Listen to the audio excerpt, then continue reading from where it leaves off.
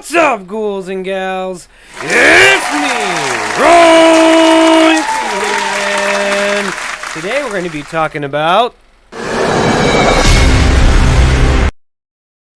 That's right, ghouls and gals. Today we're going to be talking about Say My Name, Candyman. Ever since I saw the trailer for the Candyman movie, that song's been in my head. That Beyonce, or rather Destiny Child's song has been in my head, and I was really surprised that they didn't use it in the movie because that song is really fucking catchy. I was waiting for fucking Candyman to come out of a mirror or like the shadows and him to be like, say my name when no one is around you. Say baby I love you, call me Candyman.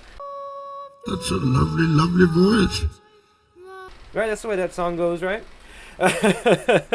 So yeah, ghouls and gals, today we're going to be talking about Candyman 2021, which was written and directed by this wonderful lady right here, Nia DaCosta, and it was also co-written by this wonderful man right here, Jordan Peele, and it also stars this wonderful man right here, whose name that I can't quite pronounce, so I'm not even going to attempt to pronounce it because I don't want to fucking embarrass myself / offend anybody out there. So this is his fucking name right here, and this is what the fuck he looks like. You can also see him in Aquaman. He plays Black Manta, and it also stars this lovely lady right here, Tiona Paris, who also comes out in a comic book property. You might remember her from WandaVision. Yes, she is Monica Rambeau in MondaVision. She is Monica Rambeau in WandaVision. And so those are pretty much your main actors. Oh, and this guy right here, I want to give him an honorable mention because he was really fucking funny in the film. Every horror film kind of has to have its like comedic relief, and that was this guy, and he was really fucking good at it. He really got a one or two laughs out of me.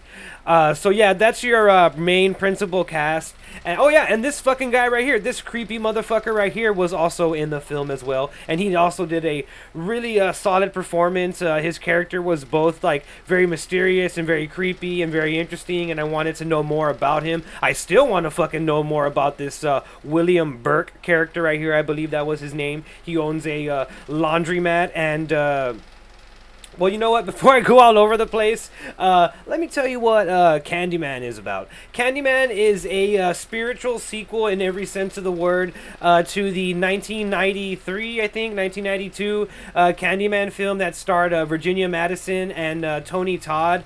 And yeah, this film picks up, well, not right after that first film. It takes place, I want to say, like maybe like 20 to 25 years later. Yeah, maybe something like that, like 15 to 25 years later, something like that. They don't really put a timestamp on it, but yeah, it takes place sometime after that film.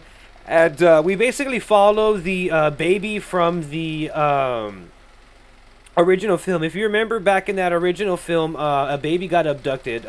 Candyman abducts this baby, and it seemingly reappears out of nowhere, or rather, Virginia Madsen's character gets the baby and is able to save the baby and seemingly defeat Candyman. And my main man right here, who is an artist, who is not really a starving artist because he's living off of his girlfriend, let's be fucking frank. And yeah, that he is that baby from that first film. And we find out that Candyman has chosen him to basically be Candyman. And we also find out in this film, which we see in the trailer, that there isn't just one Candyman. He's the whole goddamn motherfucking hive. Candyman ain't a he. Candyman's the whole damn hive.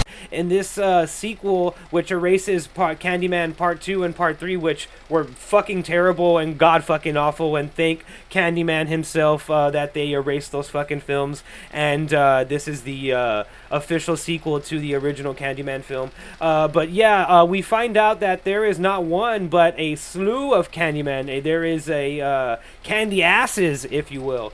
There's a team of candy asses, and the original one being Tony Todd, who is seemingly the most powerful and most prominent one. And they have this other one that they focus on, who is a man that would give out candy to like the neighborhood kids and stuff like that. And apparently he was gunned down by the police, and he was suspected of putting razor blades in the candy and stuff like that. But we later find out that he wasn't doing that at all, and that he was innocent, and that if anything, he was just kind of a little bit of a creepy kind of guy. But yeah, he wasn't going around putting razor blades in anybody's candy. So yeah, we find out that that guy there, I think his name is Charlie. I want to say that his name is Charlie or something like that in the film. I literally just watched the movie and I forgot like the main guy's name. But yeah, I think his name is Charlie. I'm gonna look it up right now. I'm literally looking it up right now. 2 hours later. I'm literally looking it up right now. I know this is groundbreaking stuff, ghouls and gals, to see me to forget the fucking guy's name. Yeah, I believe his name is Charlie in the film. You're not just wrong, you're stupid. Now wait just a minute. And you're ugly, just like your mum. And yeah, he is kind of like our second in command, Candyman. He appears throughout the film, and he is kind of our Candyman for all intents and purposes throughout the entire film until we see like all the other Candyman take form. And yes, I'm well aware that this is a very spoiler-filled fucking review. I did not give you any fucking warning, and now here is your warning that there is going to be fucking spoilers. But yes, Candyman is a really interesting take on this film, and it is a much needed take. This film really needed to get brought back to that kind of basic idea of Candyman is about the struggle of living in the ghetto. It's about living in the projects. It's about being a person of color. It's about police brutality. It's about racism. It's about diversity. It's about all those fucking things, and that kind of got lost throughout the other Candyman films, and this Candyman movie really brings it back to that. This film has a lot of social commentary in it,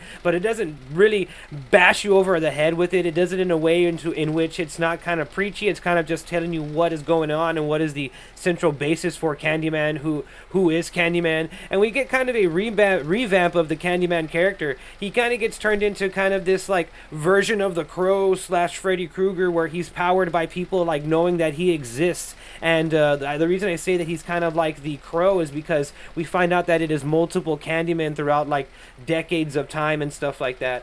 And it's a really interesting idea. This film is all about legacy. It's all about the myth of Candyman. It's all about just bringing Candyman back to his basics, all while telling that socially conscious story. And usually I don't kind of like those kind of movies that are just kind of woke or whatever, but this film, it plays it kind of differently. I mean, I guess because it's in my wheelhouse. I love fucking horror, but this just did it very fucking well, and I really enjoyed it. I really like what they did with the character. Everybody in this film is really good. It almost feels kind of like an indie horror film. It is very grounded. It is very like, for a film that's about a guy that fucking is like seemingly fucking invisible and that can possess fucking people, and that is like a supernatural entity, it is very grounded. This film is very fucking grounded as far as that fucking goes. And speaking of Candyman in general, I want to talk about the kills in this film. This film is like, it does the kills very fucking clever. Like, they do this thing where you can only see Candyman on like reflective surfaces and stuff like that.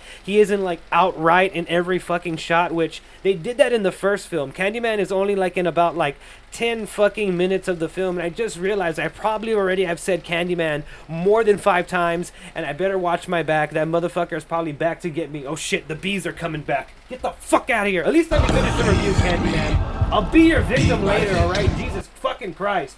Me and you will hash it out fucking later. Alright? God. Fucking Candyman. That candy-ass motherfucker.